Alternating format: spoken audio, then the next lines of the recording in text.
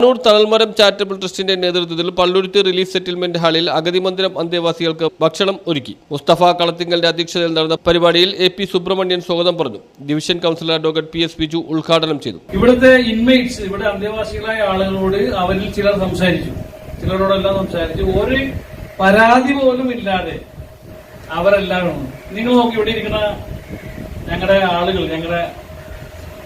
നമ്മുടെ സ്ഥാപനത്തിലുള്ള ഞങ്ങളുടെ അംഗങ്ങൾ, ഒരാള് പോലും ഒരു മുഷിഞ്ഞ വസ്ത്രം ധരിക്കാതെ ഏറ്റവും ഫ്രഷായി ധരിക്കണം. അവിടെ ഹൈക്കോടതി കൊടുത്ത റിപ്പോർട്ടാണ്. വളരെ ശുചിത്വത്തോടു കൂടി മെയിൻറ്റെയിൻ ചെയ്യുന്നു എന്നുള്ളതാണ് പ്രശ്നം. അത് ജീവനക്കാരെ സംബന്ധിച്ച്, നമ്മളിവിടെയുള്ള മെയിൽ വാർഡൻ, ഫീമെയിൽ വാർഡനെ സംബന്ധിച്ച്, ഇവിടുത്തെ തൊഴിലാളികളെ സംബന്ധിച്ച്, കുക്കുകളെ സംബന്ധിച്ച് എല്ലാം ഹൈക്കോടതി കൊടുത്തിട്ടുള്ള വളരെ പോസിറ്റീവായിട്ട് റിപ്പോർട്ടാണ്. വളരെ പോസിറ്റീവ്. ഞങ്ങൾക്കിവിടെ നമ്മുടെ പ്രശ്നം ഉണ്ടായിരുന്നത്, നമുക്കിവിടെ നമ്മുടെ പൊതുധാരണ ഇവിടെ ഒരു മെന്റൽ ഹെൽത്ത് സെന്റർ ആണെന്നാണ് ധാരണയുണ്ടായത്. മാനസികാരോഗ്യ പ്രശ്നമുള്ളവരുടെ ഇവിടെ മുസ്തഫ പറഞ്ഞതുപോലെ നമ്മൾ ആരോരുമില്ലാത്തവരെ സംരക്ഷിക്കുന്ന നിലപാടാണ് ഞങ്ങളുടെ ഒരു സന്തോഷം.